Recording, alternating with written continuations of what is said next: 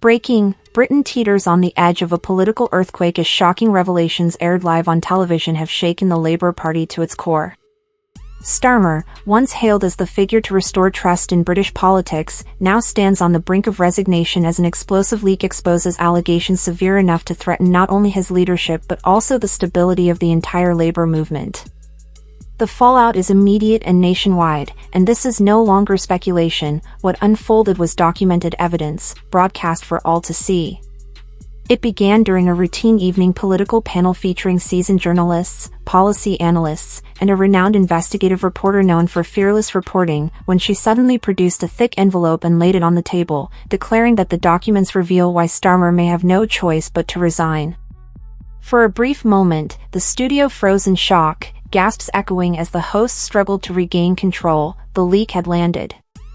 The papers, partially visible on screen, reportedly linked Starmer to a series of undisclosed meetings and undeclared financial interests from his tenure as Director of Public Prosecutions, suggesting that while he publicly championed transparency and integrity, his private dealings may have followed a completely unique code. Among the most damning claims are alleged coordination with corporate donors whose business interests directly conflict with Labour's public platform, spanning from fossil fuel stakeholders to private healthcare conglomerates, leaving his leadership hanging by a thread as the nation watches in disbelief. The irony is brutal. A leader who vowed to eradicate cronyism now faces accusations of precisely that. Within minutes, the internet erupted. Social media ignited with hashtags like #Starmerlick, #Resigno, and #Labour8, while clips of the fallout spread across TikTok, X, and YouTube. Political forums buzzed with disbelief, Labour supporters voiced heartbreak, opponents smelled opportunity, and Starmer's decades-long reputation as a principled figure was unraveling live before the nation. The repercussions went beyond public outrage. Reports emerged of emergency Labour meetings behind closed doors, with a senior party source describing the shadow cabinet as in full panic mode. MPs were drafting statements, some defensive, some bracing for a leadership shakeup. "This is the moment the party feared most," one insider admitted. The scandal hits hardest because it strikes at Starmer's core message: no backroom deals, no shady donors, no politics as usual, a new kind of politics, he promised. Now, those very words are weaponized against him. Headlines flipped instantly: the end of the star illusion, trust shattered. Across the spectrum, from The Guardian to The Telegraph, the story dominated front pages, and opposition parties pounced. Conservative MPs leapt at the leak, one senior Tory tweeting, "Labour has no moral high ground left. Starmer must go." Meanwhile, Liberal Democrat and Green Party leaders demanded an immediate investigation and full transparency from Labour headquarters, as political commentators likened the moment to the party's own Gate scandal, only this time, it wasn't just about breaking rules, it was a crisis of hypocrisy, credibility, and integrity. The public reaction was alarming. Polling released hours after the leak showed a sharp drop in Labour support, particularly among young voters and swing constituencies. Trust ratings plunged, with surveys suggesting up to 58% of voters now believe Starmer should resign and nearly 70% saying the party had failed to uphold its ethical standards. Confidence had collapsed in a way that could not be ignored. The full impact was still unfolding, but one thing was clear: this was no ordinary controversy.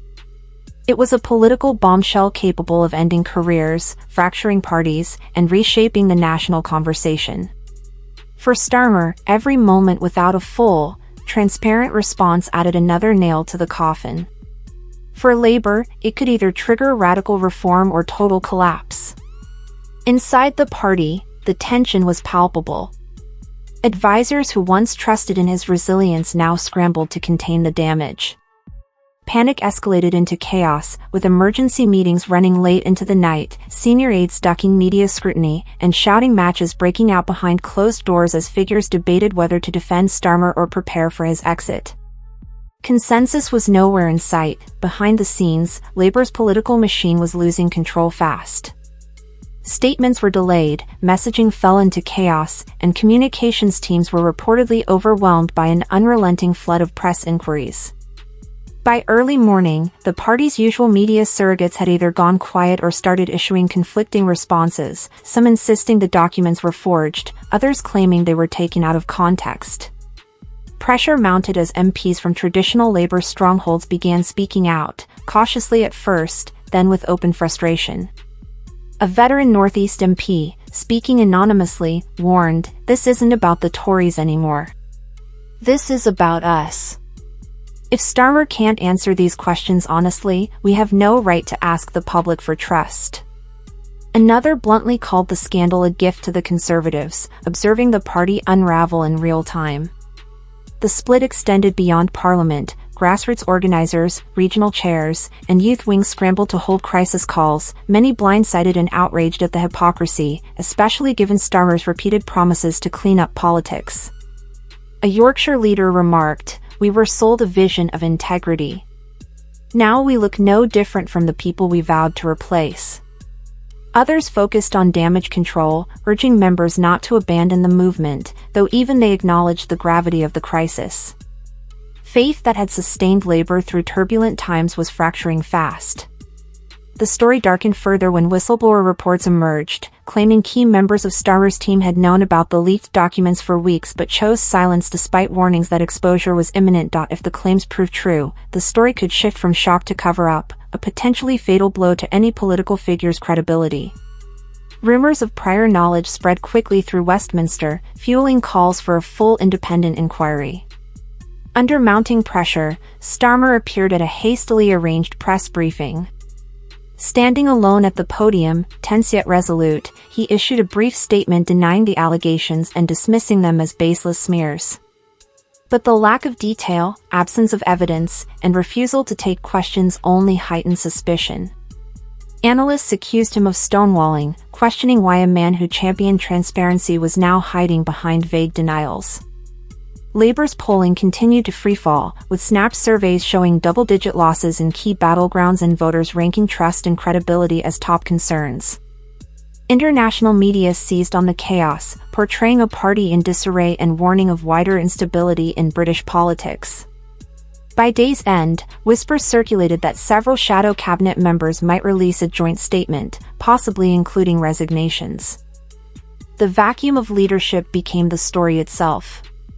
Starmer's future now hinged not only on the allegations but on the mismanagement of the crisis, as the scandal rapidly escalated from a televised expose to a national and international crisis of political confidence. Protesters swarmed Labour offices as social media boiled over and public outrage intensified. Polls reflected historic drops in support, while even financial markets reacted to the political instability. Yet no resignation came, no apology, no acknowledgement of fault. Amid the chaos, Starmer remained largely silent. The question had shifted, not whether he should resign, but whether he could survive politically at all. His leadership was no longer weakened, it was paralyzed. Allies drifted away, opponents circled, and the party buckled under the weight of distrust. By nightfall, the sense of inevitability had solidified. Senior figures who once dismissed the crisis privately admitted the damage might be irreversible. Late-night calls between MPs focused not on defense, but on succession, names whispered, alliances subtly tested, contingency plans sketched in hushed tones. A party that once prided itself on discipline and unity now appeared rudderless, consumed by uncertainty and mistrust.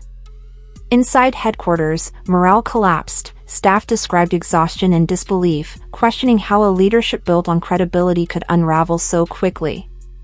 Donor emails went unanswered, regional offices demanded guidance that never came, and local candidates feared being dragged down by a scandal not of their making. Fear was no longer about losing power, it was about losing the party's soul.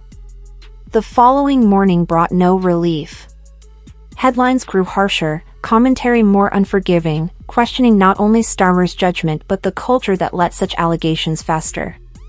Television studios filled with former allies turned critics, each interview, each story reinforcing the sense that the ground beneath him was crumbling. Public patience evaporated, voters who had waited for clarity received only silence or rehearsed denials, the promise of a new kind of politics rang hollow amid evasiveness and internal chaos. For many observers, the conclusion felt inevitable: leadership is not measured by innocence or guilt, but by trust, and once trust is broken, it is rarely restored. By week's end, Labour stood at a crossroads. One path offered decisive reckoning, full transparency, accountability, and the chance for renewal. The other promised prolonged denial, internal decay, and electoral collapse. Whether Starmer would step aside or fight on remained uncertain, but the era of his steady, methodical rise was clearly over. In its place stood a party forced to confront contradictions, a fractured identity, and the consequences of a crisis that had rewritten its trajectory in real time. Days passed, and silence from the top grew deafening. Party members, supporters, and neutral observers waited for clarity that never came, each hour of inaction reinforcing the sense of paralysis. What began as a temporary crisis had become a defining failure of leadership. Questions of allegation shifted to doubts over competence and courage. Behind closed doors, pressure intensified. Constituency Labour parties passed motions demanding accountability, some openly calling for Starmer to step aside pending investigation. Even traditionally cautious trade union leaders voiced concern, warning that Labour could not credibly represent working people while appearing unwilling to confront serious questions about its own leadership. The parliamentary party continued to fracture. MPs who had once stood loyal now issued cautious statements stressing transparency over allegiance, while others avoided the media entirely, wary that any comment could tie them to a leadership widely seen as failing. The lack of unity only underscored the erosion of Starmer's authority. Public focus shifted from shock to resignation. Voters no longer asked whether he could survive, but how quickly Labour could move forward. Commentators warned that every day without resolution deepened the damage, alienating key segments of the electorate. For a party already struggling to rebuild trust after years in opposition, the cost of inaction was mounting. By the end of the second week, the crisis had settled into grim familiarity. Outrage persisted, but now it was coupled with fatigue and cynicism. Supporters felt drained, torn between defending the party they loved and distancing themselves from a leadership they no longer recognized. What had once promised renewal had curdled into a slow-burning reckoning. The greatest damage came not from the allegations themselves, but from the vacuum that followed. Leadership, once defined by control and caution, dissolved into hesitation and silence. Whether Starmer would resign or cling on remained uncertain, but for many inside and outside Labour, the verdict was already clear: the trust that carried him to the top had shattered, and without it, his leadership stood on ground that could no longer hold.